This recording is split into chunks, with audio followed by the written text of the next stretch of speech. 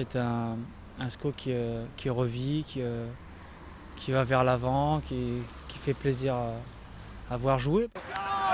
Plus les semaines passent et plus les footballeurs du SCO ont le sourire. Après leur résultat nul 0-0 à Ajaccio, les Angevins ont enregistré leur 3e match consécutif sans défaite et sans encaisser le moindre but. Alors forcément, lundi matin, pour la reprise de l'entraînement, la bonne ambiance était au rendez-vous. Mais tout de suite, on prend la direction du stade François Coty pour le résumé de ce AC Ajaccio Angesco. Les Angevins, ici en maillot jaune fluo, sont les premiers en action dans cette rencontre. Dès la 4e minute de jeu, Rivière décale Brunel sur la gauche. L'ancien Lensois contrôle et centre instantanément. Rivière a suivi mais ne parvient pas à cadrer sa reprise. Piqué au vif, les Corses réagissent sur ce centre-tir qui n'inquiète pas plus que ça Jean-Daniel Padovani. Le gardien du SCO relance vite sur Brunel. Le capitaine scoïs rate sa remise pour Djelabi. Une remise qui aurait pu se transformer en passe décisive pour l'Ajaxien d'Arbion. Heureusement, Padovani était sur la trajectoire. En deuxième mi-temps, Ajaccio repart à l'attaque. Sur ce corner, Cheikh Diabaté place sa tête. Mandriki suit au deuxième poteau. L'arbitre signale une sortie de but de l'action ne donnera rien.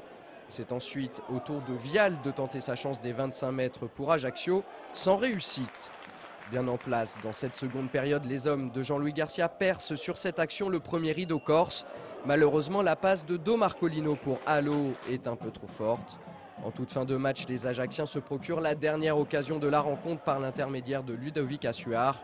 Encore une fois, le dernier rempart angevin s'impose devant sa ligne. Score final 0-0. Le SCO prend un point et continue sur sa lancée des 2 dernières semaines. Oui, un bon point de prix et surtout une troisième prestation très intéressante de notre équipe. Dans la lignée de nos matchs de Troyes et Strasbourg, on a fait preuve d'un état d'esprit remarquable, d'une organisation très solide et également de beaucoup de maîtrise technique et beaucoup de jeux vers l'avant. Depuis un petit moment, on avait perdu cette flamme et là, depuis 3 matchs, on n'a pas pris de but. Ça veut dire qu'on est de nouveau conquérant dans l'attaque du ballon et puis ça nous permet de ramener des résultats de l'extérieur. Même si l'entraîneur angevin Jean-Louis Garcia tire des motifs de satisfaction de cette rencontre, il se dit qu'il n'a pas manqué grand-chose à son équipe pour ramener 3 points de l'île de Beauté. Avec un peu de dosage, un peu plus de justesse, on aurait pu vraiment l'emporter à Ajaccio. Il nous a manqué un brin de lucidité parce qu'on a eu vraiment beaucoup de situations intéressantes, 3 occasions franches et on n'a pas su marquer. Donc bon, il y a toujours eu un contre, il y a toujours eu une frappe non cadrée.